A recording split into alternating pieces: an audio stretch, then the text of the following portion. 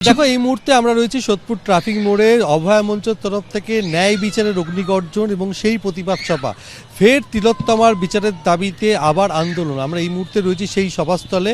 Cameraman Abhijit Dutta তোমায় ছবিটা দেখাচ্ছে যে এখন এই মুহূর্তে শেষ মুহূর্তের প্রস্তুতি চলছে, আর সেই প্রস্তুতিতে দেখা যাচ্ছে যে একে একে যারা বিশিষ্ট চিকিৎসক এবং আইনজীবীরা তারা এসে পৌঁছবেন এবং এখানে যে কর্মসূচি রয়েছে সেই কর্মসূচিতে জানা যাচ্ছে যে এখানে যেমন প্রতিবাদ সভা হবে তার পাশাপাশি আমরা যেটা জানতে পারছি যে নমস্কার এবং ভালোবাসা জানিয়ে তাদের চিকিৎসার সরঞ্জাম তুলে দেওয়া হবে এবং যারা উদ্যোক্তা তাদের সাথে আমি কথা বলে নেব যে আজকে যে কর্মসূচি যদি খুব ভালো করে হিসেব করে দেখা যায় তাহলে দেখা যাবে 9ই আগস্ট 2024 যে ভয়ঙ্কর ঘটনা ঘটে আমরা গিয়েছিল, এখনো বিচার পাইনি, সেই আমরা ঘটনার রাস্তা ছাড়িনি 10 মাস এখনো। হতে যতদিন চলেছে, আমরা আর বিচার দুদিন না পরে। পাবো ততদিন আমরা এইভাবে কিন্তু খুব রাস্তায় ভালো দাঁড়িয়ে করে যদি ভেবে আন্দোলন দেখেন, করে যাব বিচারের দাবিতে। বিচার আমরা ছিনিয়ে নেব, তার সাথে দরকার আরো পড়লে অনেকগুলো আমাদের যত জিনিস হয়। দূর যত পথ হাঁটতে সেটা হবে। হলো ছাত্রছাত্রী যারা অন্যায় করেছে হ্যাঁ, তার কেউ আমরা শাস্তি আমাদের পায়নি। এলাকার দুস্থ কিন্তু তা ছাত্রছাত্রীদের সত্ত্বেও হাতে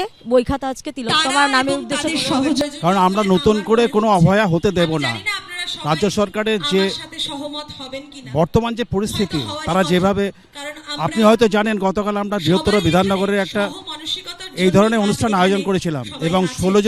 16টা ক্লাবকে আমরা চিঠি করেছিলাম, আজ সকালে তারা কেউ আসেননি, কিছুদিন কিন্তু ধরে যে আমরা ব্যানারগুলো তাদের পাশে post আছি। আজকের এই কর্মসূচির মধ্য দিয়ে বলা যেতে পারে যে দ্বিতীয় পর্যায়ের আন্দোলন কর্মসূচি শুরু করতে চায় অভয়া মঞ্চের সদস্যরা। কারণ আমরা দেখেছি যে আন্দোলন হয়েছিল গোটা বিশ্বের কাছে একেবারে বিস্ময় তৈরি করেছিল, যেভাবে মহিলারা রাস্তায় নেমেছিলেন, হাজারে হাজারে মহিলা, এবং যেভাবে তারা রাত দখল করেছিলেন, যেভাবে তারা রাজপথ দখল করেছিলেন, যেভাবে তারা বিভিন্ন জায়গায় প্রতিবাদে সোচ্চার হয়েছিলেন দিনের পর দিন, যেভাবে মোমবাতির মিছিল হয়েছিল, যেভাবে প্রতিবাদ হয়েছিল। এই ঘটনা কিন্তু পশ্চিমবঙ্গ তো বটেই, গোটা দেশের মধ্যে এমনকি বিশ্বের মধ্যে এটা ছিল একটা নজিরবিহীন ঘটনা। কিন্তু কিছুদিন পর আবার সেটা কিছুটা থিতিয়ে যায়।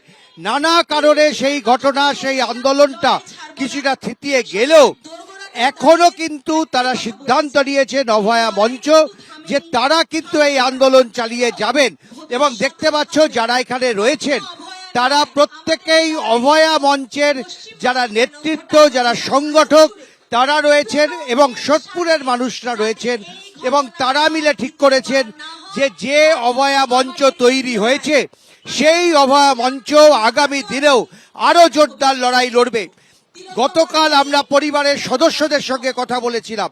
গতকাল পরিবারের মা এবং বাবা এরা দুজনেই আমাদেরকে এই অভিযোগ করেছেন যে তারা আশঙ্কা করছেন যে সিবিআই কোনোভাবে তারা অর্থনৈতিকভাবে তারা জড়িয়ে পড়েছেন এবং অর্থ দিয়ে তারা যাতে সঠিক তদন্ত না করে তাদেরকে প্রভাবিত করা হচ্ছে। তিনি অভিযোগ করেছিলেন যে রাজ্য সরকার দিনের পর দিন তাদেরকে কোনো রকম সহযোগিতা করছেন না। তারা অভিযোগ করেছিলেন যে আইনজীবীদেরকেও পর্যন্ত কোথাও না কোথাও ম্যানিপুলেট করছে এই যারা এই তদন্ত শেষ করতে চায় না। অভয়া মঞ্চের আন্দোলন বন্ধ হয়নি। অভয়া মঞ্চ আমরা তৈরি করেছিলাম 28শে অক্টোবর।